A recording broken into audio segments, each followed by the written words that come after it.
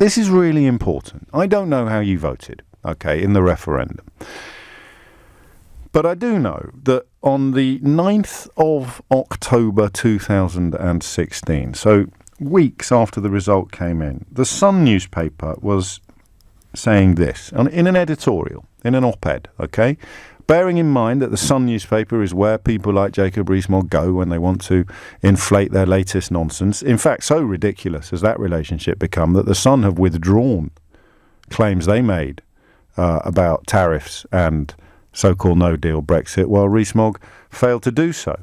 But here, just listen to this. This is so interesting. And all of the calls I could take if I'd ask you a slightly different question, all of the callers you'll hear on LBC at other parts of the day saying that they knew this and they knew that and they never voted for that and they never voted for this. It's all nonsense.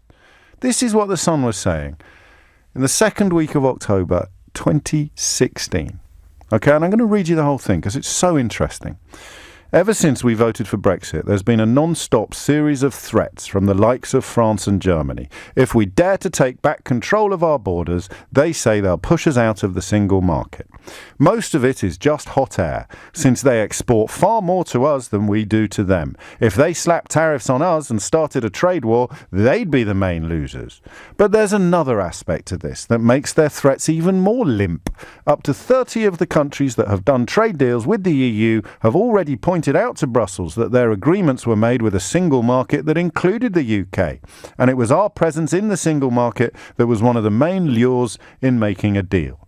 If the EU forced us out of the single market in a fit of pique, then those countries would consider their own agreements with the EU void. As one put it, if you punish Britain, we will punish you.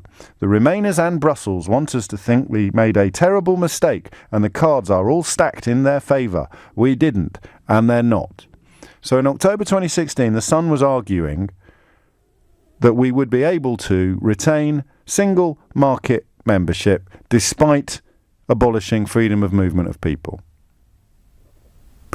They have been proved categorically and completely wrong about that. Not only have they been proved wrong about that, they've been proved so definitively wrong that I would not hesitate to describe whoever wrote this as a barefaced liar.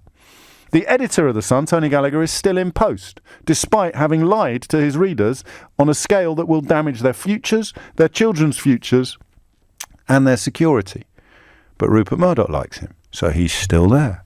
That is astonishing, because this line here about up to 30 of the countries that have done trade deals with the EU have already pointed out to Brussels that their agreements were made with a single market that included the UK. Have a look at what the Japanese and Singaporean governments have to say about their recently concocted trade deals with the European Union. Find me the bit where it says, if you punish Britain, we will punish you. What is happening with regard to Brexit is inevitable and was predicted. They will not separate the four freedoms. And yet, journalists like Tony Gallagher, the editor of The Sun, can lie through their teeth to the British people and still be in post nearly 3 years later.